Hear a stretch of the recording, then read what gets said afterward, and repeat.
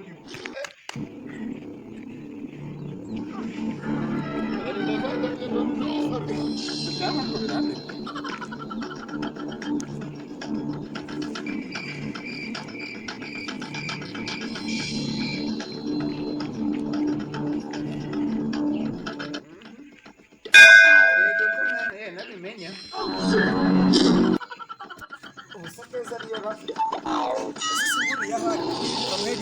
Deve maze musihuse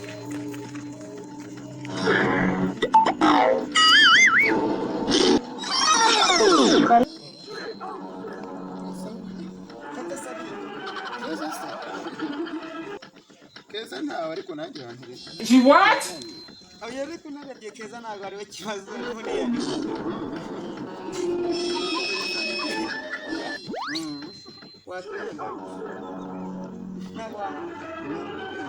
Ariko byateza nawe nyine ari byawe.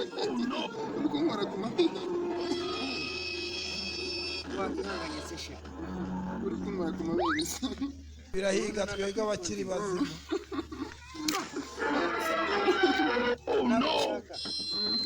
Ntabwo ifaranga nubwo mubona amabere yabaye imishuri.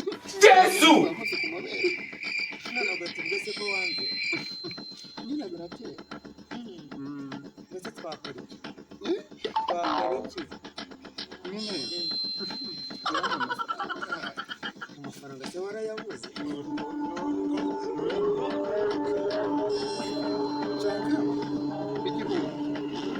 Atuye igihugu si gake.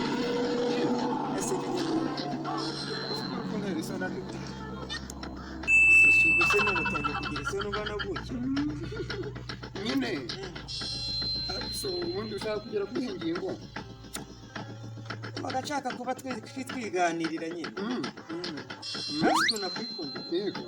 Kangwa rero nk'aya matema numve. Yakoze nawe.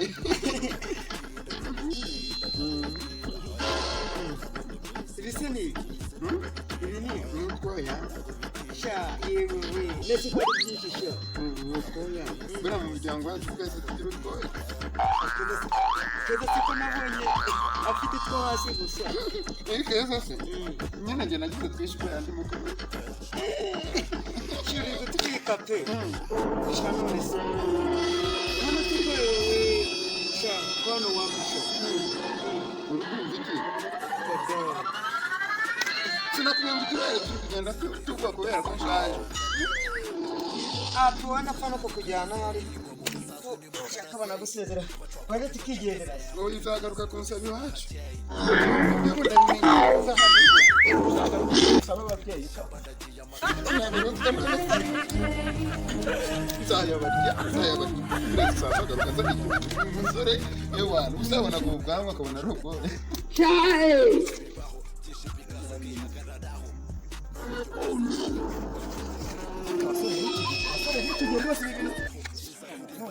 Ngajya mbona nayo oya yaba ari umutekano oya reka